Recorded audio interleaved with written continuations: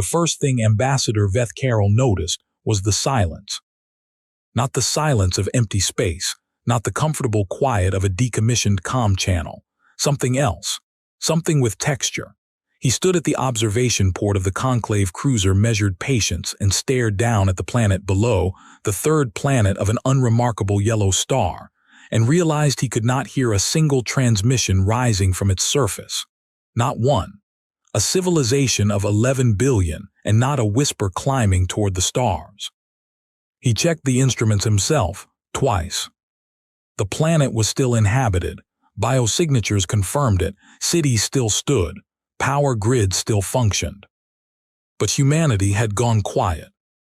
Veth Carroll pressed one long finger against the observation glass and felt something he had not felt in 41 years of diplomatic service. His secondary heart, the smaller one, the one his species called the asterisk worry organ, began to beat faster than his primary. When did they stop transmitting? He asked. The officer behind him took a moment too long to answer. 17 rotations ago, Ambassador. On the same hour the Conclave's final resolution passed. Veth Carroll said nothing. He kept watching the planet, kept watching the silence. 17 rotations. Humanity had been quiet for 17 rotations, and no one had thought to tell him. No one had flagged it as unusual. No one had asked, why would a species that never stopped talking suddenly say nothing at all? He turned from the window. There was a coldness in his chest that did not come from the ship's climate system. Get me the full record, he said. Everything, from the beginning. I want to understand how we arrived here. What followed was not a simple answer. It never was with humans. The record began, as most catastrophic misunderstandings do, with something that appeared at the time to be entirely reasonable. 14 months before Veth Carroll stood at that observation port listening to 11 billion people say nothing, the conclave of 7 civilizations had passed Resolution 7 Gamma. The language was precise, measured, and to the drafting committee, deeply generous. Humanity, it declared, would be granted provisional membership in the conclave, but their expansion would be capped. No new colonies, no new resource extraction beyond their current footprint. No development of faster-than-light travel without conclave supervision. They were young, volatile. The galaxy, the resolution argued, needed time to understand them before giving them more room to operate. The vote was 6-1 in favor. The one dissenting vote came from the Mehari delegation, whose representative had spent more time among humans than any other conclave member. Her name was Second Voice Ithara, and when the vote was announced, she did not argue. She did not make a dramatic speech. She simply closed her eyes and held very still for several seconds, the way Mehari did when they were choosing their words carefully enough to matter. "You have not studied them long enough," she said quietly. "You are doing what every civilization does before it understands humans. You are measuring them by your own standards of rationality." "All civilizations operate by rational standards," the conclave chair replied. "That is what it means to be a civilization." Ithara opened her eyes. "That," she said, "is exactly what I am afraid of." No one recorded what happened in the room after that. The official transcript shows only that the session was adjourned. But Veth Carroll, reading the record now, found his eyes returning to Ithara's words, not the dramatic ones, the quiet ones. "You are measuring them by your own standards of rationality." He moved forward in the record. The human delegation had received the resolution in a conference room on their primary space station. The transmission logs showed a full 2 minutes and 14 seconds of silence after the reading finished, which was unusual, because humans almost never went silent in diplomatic settings. They were, as a species, deeply uncomfortable with silence. They filled it. They always filled it. 2 minutes and 14 seconds. Then a single human voice, the delegation leader, a woman named Commander Priya Vasquez, spoke 4 words. "We need a moment." And then the channel closed. That was the first mystery, though no one in the conclave called it that. They called it an emotional response, an adjustment period. They gave humanity 30 rotations to formally accept the resolution's terms, and they considered this generosity. They considered this patience. They were wrong on both counts, but they would not understand that for some time. Commander Priya Vasquez was 43 years old and had spent 11 of those years preparing humanity for exactly this kind of moment. Not this moment specifically. She hadn't predicted the precise language of 7 Gamma, but this category of moment. The moment when a larger power draws a box around you and calls it a gift. She stood in the corridor outside the conference room after closing the channel and put her back flat against the wall. Lieutenant Dorian Reyes, her second, stood 6 feet away. He didn't speak. He'd worked with Vasquez long enough to know when she needed the room. After 40 seconds, she said, "They think they offered us something." "I know," said Reyes. "They think we're going to spend the next 30 rotations being grateful." Reyes looked at the floor. "What are we actually going to do?" Vasquez pushed off the wall and started walking. Her pace was even, controlled, the way it always was when she'd already made a decision and was simply moving toward its execution. "We're going to be very, very quiet," she said, "and then we're going to show them what quiet looks like on our end." Reyes almost asked what that meant. He stopped himself because somewhere in the back of his mind he thought he already knew, and the knowing made something in his chest go very cold. This was the second mystery the record contained, what, precisely, Vasquez had meant. The conclave intelligence analysts had flagged the exchange, had assigned it low priority, had categorized it under asterisk expected emotional volatility. An emotional species experiencing an emotional response to disappointing news. Understandable, manageable, not worth waking anyone up over. The third mystery was subtler, and Veth Carroll nearly missed it. Buried in the transmission logs, 7 hours after the channel closed, was a single outbound signal from the human station. Not to the conclave, not to any diplomatic frequency. It went to Earth, and it wasn't a message. It was a code, a very specific type of code the conclave's analysts had seen before in human communications and categorized as administrative notation. They were right that it was administrative. They were catastrophically wrong about what it administered. Veth Carroll flagged it and kept reading. The first 30 rotations passed quietly enough. The conclave had expected human protests, human media storms, angry speeches broadcast on open frequencies.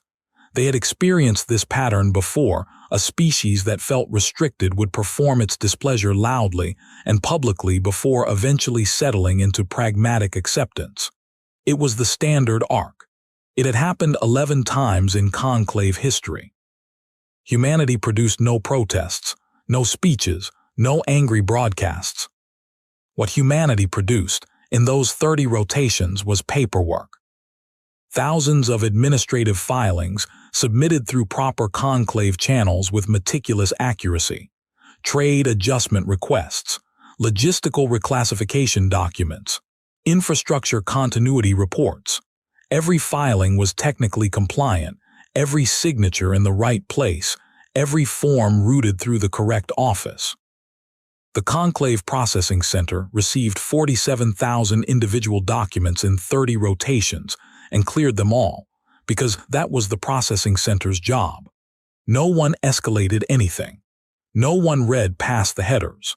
No one asked why a species famous for informal, chaotic communication had suddenly generated the most organized administrative paper trail in conclave history. Analyst Prenusal, a junior member of the intelligence division who had been studying humanity for only 8 months, looked at the pattern and felt something uncomfortable. She wrote a brief internal memo, noting that the volume and precision of human filings was statistically anomalous and potentially warranted review. Her supervisor marked it acknowledged and filed it under asterisk low priority. The memo sat, the filings cleared, the The 30 rotations expired. On the day the deadline passed, the day humanity was expected to formally accept Resolution 7 Gamma, Commander Vasquez reopened the channel to the conclave. She looked well-rested. Her voice was measured. "We've reviewed the resolution," she said. "We have questions about the implementation timeline." The conclave chair leaned forward with something very close to relief. Questions about implementation meant acceptance. This was known. This was the pattern. "Of course," the chair said. "What clarifications do you need?" "I was wondering," said Vasquez, and her tone didn't change at all. "Which of the 7 conclave worlds would like to go first?" Silence. "First for what?" the chair asked. "The reciprocal inspection," Vasquez said. "Section 14, subsection C of the Resource Equity Protocol, which, per the documents your processing center cleared 17 days ago, humanity officially invoked. Each party subject to external resource limitations is entitled to reciprocal audit of the limiting party's extraction infrastructure. We'd like to begin with the Vathani colonies in the Cedral Belt. Our teams can be there within 6 rotations." The silence that followed was a different kind of silence from any the conclave chair had experienced. Because the protocol she'd cited was real. It was ancient, drafted before the conclave's 5th expansion cycle, never invoked, never actually expected to be invoked. The 47,000 administrative filings humanity had spent 30 rotations submitting had not been bureaucratic noise. They had been architecture. Each document had quietly established the legal standing, the procedural chain, the formally acknowledged requests for information and process clarification that, together, gave humanity the standing to invoke a provision no conclave member had read in 200 years. The chair looked at her legal advisor. The legal advisor looked at the processing center logs. The processing center logs showed 47,000 cleared and countersigned documents. Countersigned by conclave officials. "You," the chair started. "We filled out the forms," Vasquez said. "You approved them." Veth Carroll set down the record for the first time in hours. He looked out at the silent planet below and felt the shape of something he hadn't understood until this moment. The paperwork wasn't the response. The paperwork wasn't even the beginning of the response. The paperwork was just the first thing they'd done with their 30 rotations. He thought about Ithara's words again. "You are measuring them by your own standards of rationality." He was beginning to understand what she meant, but he was also beginning to understand that understanding it intellectually was not the same as being prepared for it. He picked up the record and kept reading. He felt the small heart beating faster. Because here was the thing the legal crisis had hidden. The thing buried under the chaos of the conclave's scramble to reassess the Resource Equity Protocol. While the diplomatic corps went to emergency session, while legal analysts combed 200 years of procedural history, while conclave leadership debated whether to simply suspend the protocol outright, humanity had gone quiet. All of it, all 11 billion. The broadcasts, the open channel chatter, the scientific transmissions, the trade signals, the low-frequency noise of a species that had never once, in 37 years of contact, experienced a single rotation of radio silence. Gone, as if a switch had been thrown.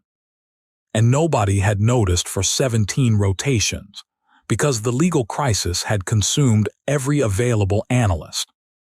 Veth Carroll read the biosignature confirmation again, still inhabited, power grids still running, cities still standing. 11 billion people, and not one of them was talking to the stars. What are they doing? The conclave's first response to the legal crisis had been a swift, graceless thing. 3 senior members moved to simply invalidate the Resource Equity Protocol invocation on technical grounds, arguing that the provision required original member standing, which humanity did not yet hold under 7 Gamma's provisional framework. It was a reasonable legal argument. It took the Conclave's top procedural team 4 days to construct it. It took Vasquez 11 minutes to dismantle it. The provision predates the definition of original membership, she said in the emergency session, and her voice had the quality of someone reading a shopping list. It uses the term asterisk recognized party, not original member. Humanity achieved recognized party status under the First Contact Accords, which you invited us to sign before the membership question was ever raised. You cannot retroactively redefine recognized party to exclude us without invalidating the First Contact Accords. And if you invalidate the First Contact Accords, you invalidate the legal basis under which 7 Gamma applies to us at all. Reyes, seated beside her, showed no expression. He had learned that from her. The Conclave's legal team went quiet. "She's right," someone said. "It wasn't into a microphone. It was the kind of thing you say when you don't mean for anyone to hear it." The session adjourned again. Humanity's legal challenge stood.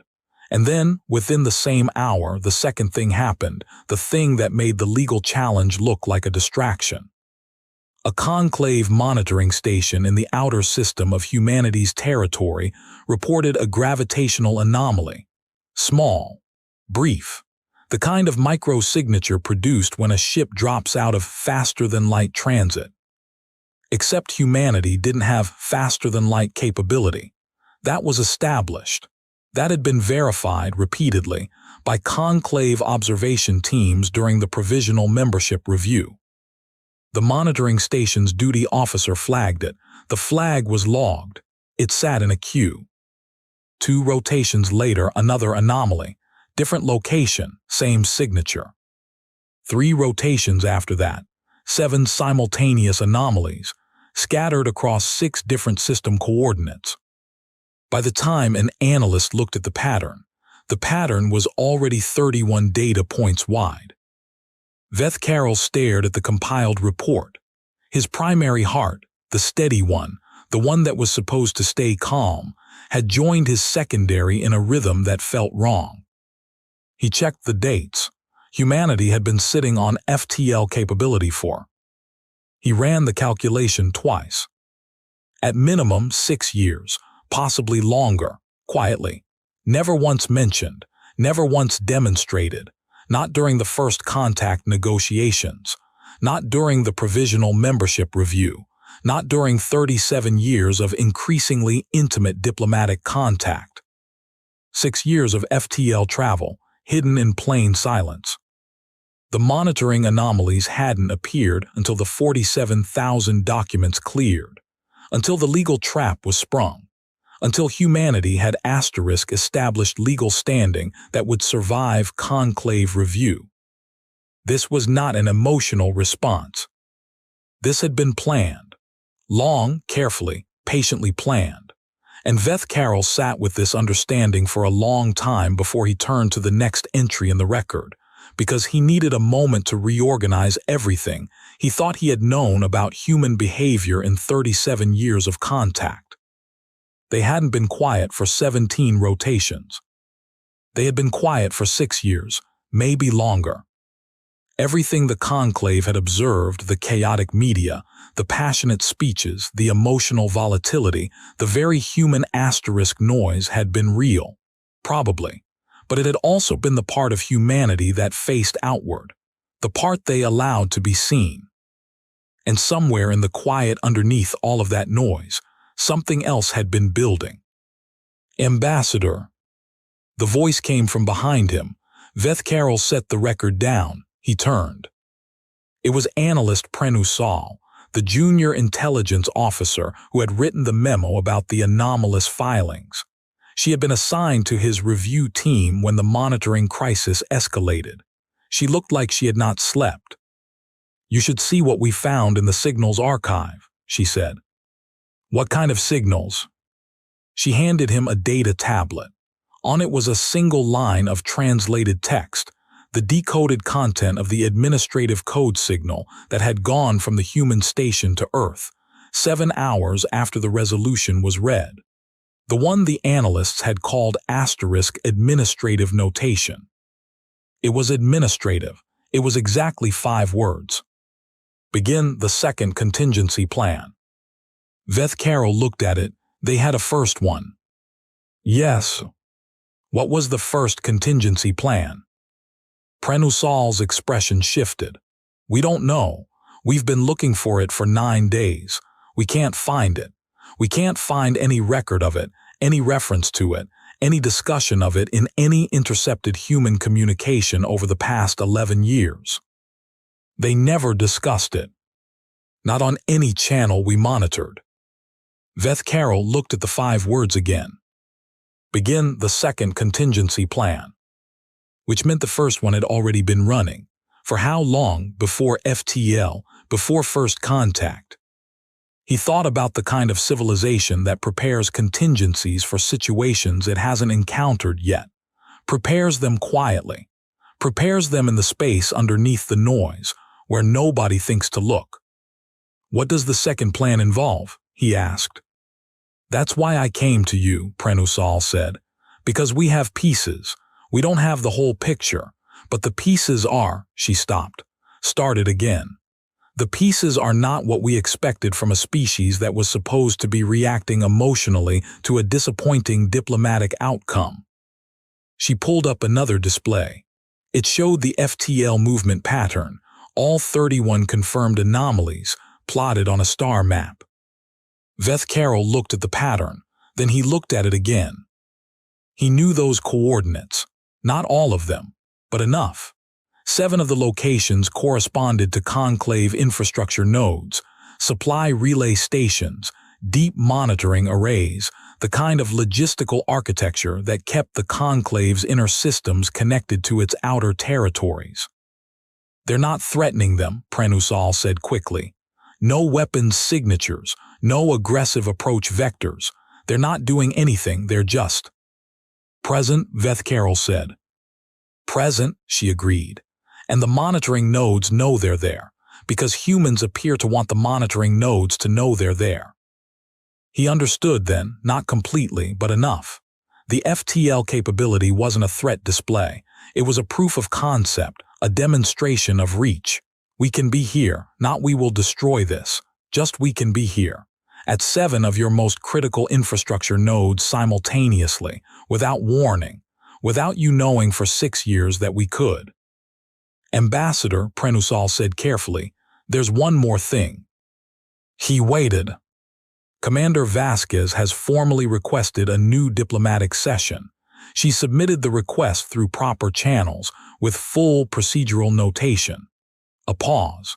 She's listed the agenda item as *A conversation about mutual interests. Veth Carroll picked up the record. He set it down. He looked at the planet below, at the silence rising off it like heat from a cold surface, and he recognized what he was feeling now.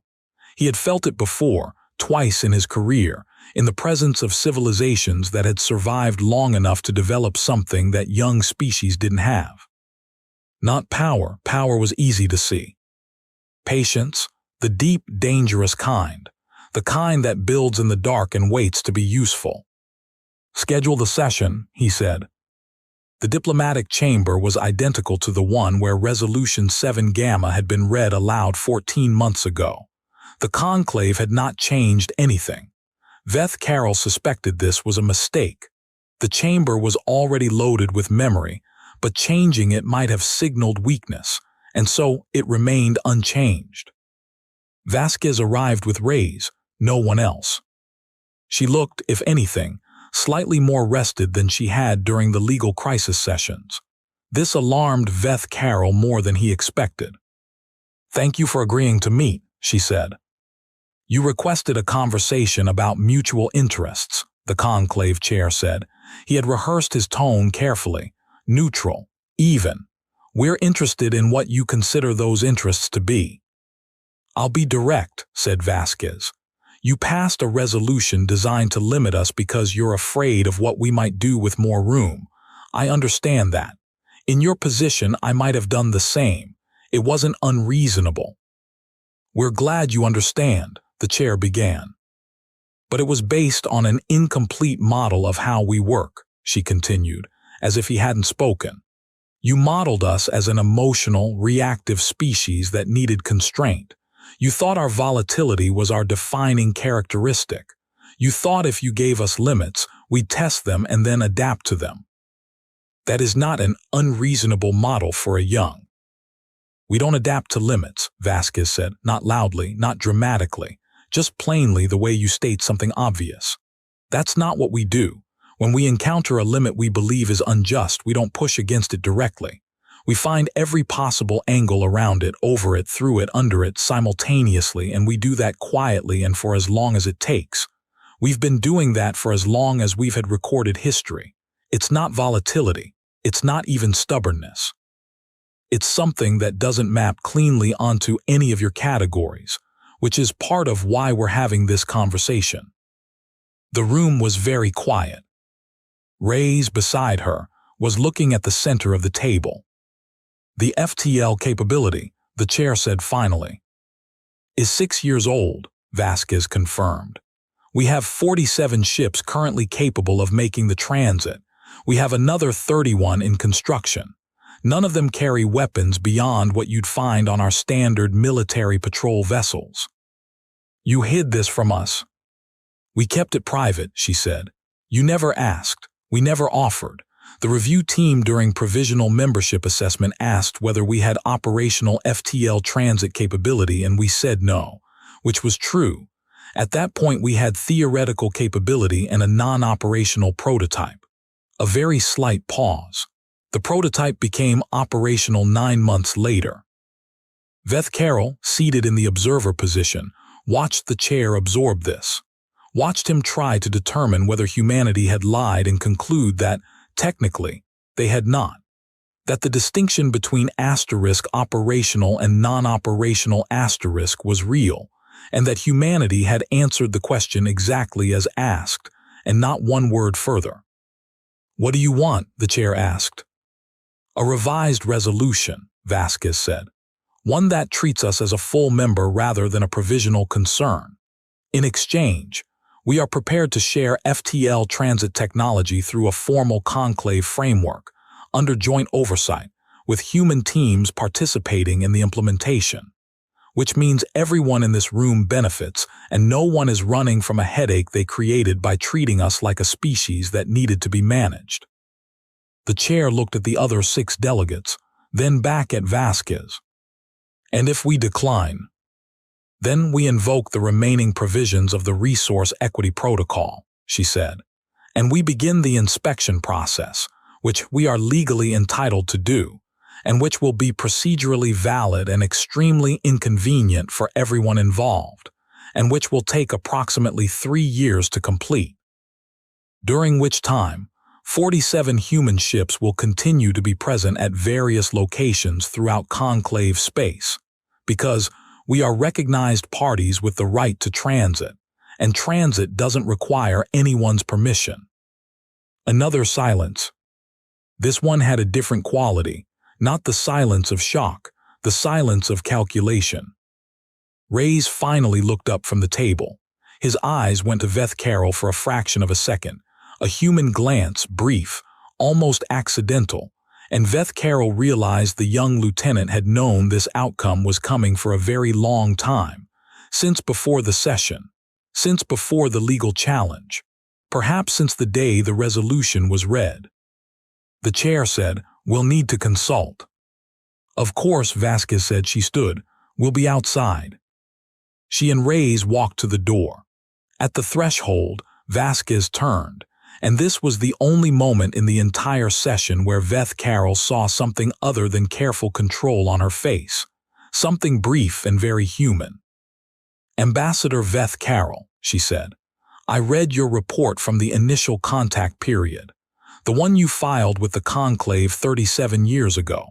You wrote that humanity's most dangerous quality was that they refused to accept the parameters of any situation they hadn't chosen." He said nothing. "You were right," she said. "You should have kept that report on your desk." The door closed. The consultation lasted 4 hours. Veth Carroll did not participate in the vote. He stood at the observation port of the consultation chamber and looked out at a different view than his cruiser had offered. This window looked toward human space, toward the unremarkable yellow star and its third planet. Second voice Ithara joined him 20 minutes before the vote. "You knew," he said. He didn't make it an accusation, it was just the truth of it. "I knew they weren't what the model said," she replied. "I didn't know the specifics. I knew they kept things private that they didn't need to share. I knew they prepared for futures they didn't discuss. I knew they had a very long cultural memory of being underestimated and a very practiced habit of turning that underestimation into leverage. That's not something you can put in a diplomatic brief." "I tried," she said quietly. "I used different words. I said they weren't rational by our standards. No one understood what I meant. I think I didn't understand it well enough myself to explain it clearly." "What would you have said if you'd found the right words?" Ithara looked out at the yellow star. "I would have said, don't give them a wall. They don't respond to walls the way you expect. They don't throw themselves against it until they break. They don't retreat. They look at the wall for exactly as long as it takes to understand the wall completely, and then they go somewhere you didn't think to put a wall and they build something there, and by the time you look for them, they're already on the other side." Veth Carroll thought about 6 years of hidden FTL development, 47,000 administrative documents, a contingency plan with no recoverable record. "What's the first contingency plan?" he asked. "Do you know?" She turned to look at him, and something in her expression, something in the careful way she'd composed it, told him that she had an idea, that she'd had an idea for some time. "You know," he said. "I have a theory," she said, "and I hope very much that I'm wrong." "Tell me." She looked back at the yellow star. When she spoke, her voice was low. "The second contingency plan is everything we just saw, the legal architecture, the FTL demonstration, the negotiating position. It's complete, it's sophisticated, and it worked. It's built for exactly the situation that arose." "And the first plan?" A long pause. "The first contingency plan," Ithara said, "was built for a situation where the second one wasn't enough, where the legal challenge failed, where the FTL demonstration wasn't respected, where the negotiation was refused." She paused. "Where the conclave decided to treat humanity not as a recognized party with leverage, but as a threat to be eliminated." The word asterisk, eliminated asterisk, fell into the quiet room like something physical. "They built a contingency," she continued, "for the scenario where the galaxy decided they were too dangerous to be allowed to continue, and they built it before they had FTL, before they had legal standing, before they had any of what they've shown us today." She turned to him fully.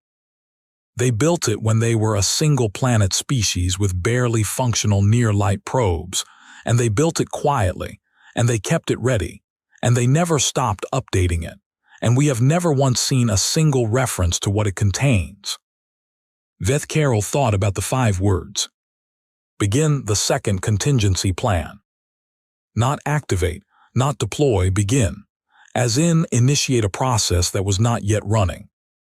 Which meant the first contingency plan had not been initiated, had not been needed. The second plan had been enough. But the first one existed. Somewhere quiet, ready. "What do you think it is?" he asked. Ithara shook her head. "I told you I hope I'm wrong." "Tell me anyway." She looked at him for a moment that lasted longer than was comfortable. "Humanity has been building for a very long time," she said. "They have a word, deterrence. It means you don't need to use something as long as the other party knows you have it and knows you would use it. They've structured their entire planetary defense history around this concept. Civilizations that tried to challenge them directly found that the challenge itself was the trigger, that humanity doesn't wait for the second strike. That once they determine a threat is real and intentional, they respond in ways that are designed not to win the engagement, but to make the asterisk cost of further engagement unacceptable to any rational actor. She stopped. The first contingency plan, Veth Carroll said slowly, is not a plan for winning. No, it's a plan for making the cost of winning against them high enough that no one in the galaxy would choose to complete it. Ithara said nothing. She didn't need to. He thought about 11 billion people going silent, not in fear, not in grief, in coordination. 11 billion and not one open transmission, not one unencrypted signal for 17 rotations, as if they had all together made a decision about what face to show the sky and chosen asterisk nothing, chosen absence, chosen the discipline of complete collective silence. What kind of species could do that? What kind of species, in the face of a resolution that limited their future, their growth, their reach? What kind of species, instead of protest, instead of anger, instead of any of the things that 7 rational civilizations would have predicted, chose to become, simultaneously, legally formidable, technologically capable, strategically positioned, and utterly unreadable? The vote was called. Both of them walked toward the chamber. Resolution 7 Gamma was suspended, pending renegotiation. Vasquez was waiting in the corridor when the announcement was transmitted to the human delegation. Veth Carroll watched her face as the words came through on Ray's communicator. She didn't smile, she didn't exhale, she didn't change at all. She looked at Ray's, and Ray's gave the smallest possible nod, and she said, "Start the debrief. Full record. I want everything logged tonight." Then she turned, and for the second time she found Veth Carroll watching her. "Ambassador," she said. "Commander," he replied. Then, because he had 41 years of diplomatic experience, and because he believed in asking the questions that mattered regardless of the answers, the first contingency plan. She looked at him for a very long moment. Her face was unreadable in a way that was not coldness and was not calculation. It was just settled, the way someone looks when they've long since made peace with a decision they hope never becomes necessary. "Classified," she said. "I know," he said. "I'm not asking you to tell me. I'm asking you whether it still exists." She held his gaze. "Every version of it that ever existed still exists," she said. "We don't delete contingencies, we update them." She walked away. Ray's followed. Veth Carroll stood in the corridor for a very long time after that.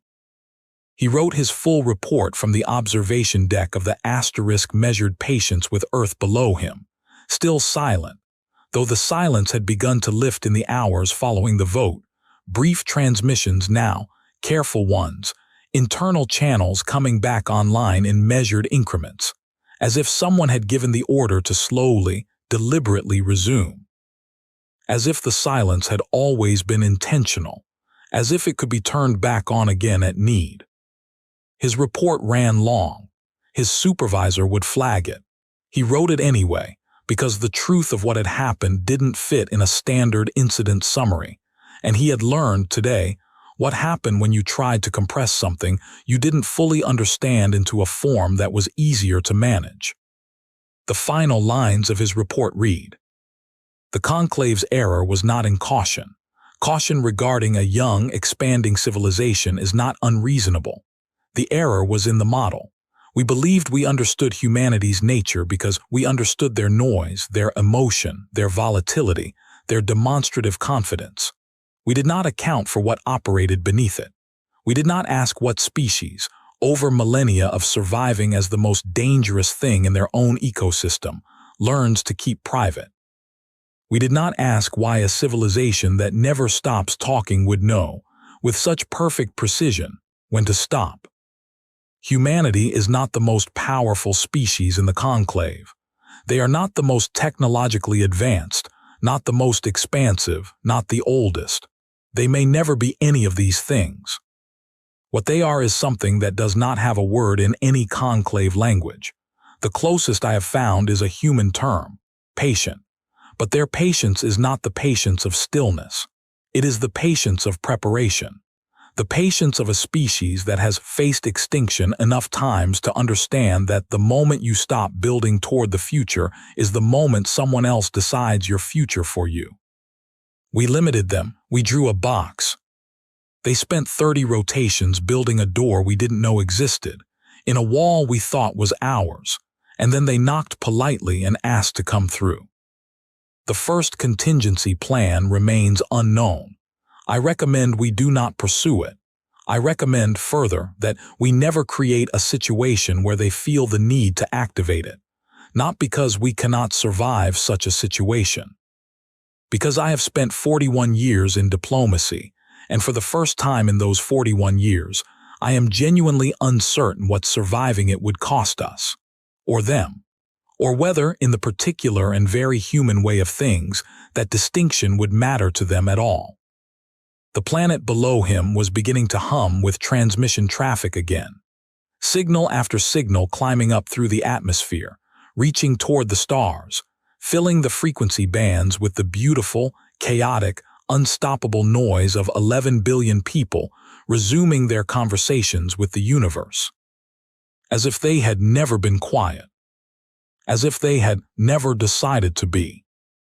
As if the silence had just been something that happened, and not something humanity had switched on and off with the same practiced, perfect, collective discipline, with which they had done everything else that the galaxy, in its confidence, had failed to see coming.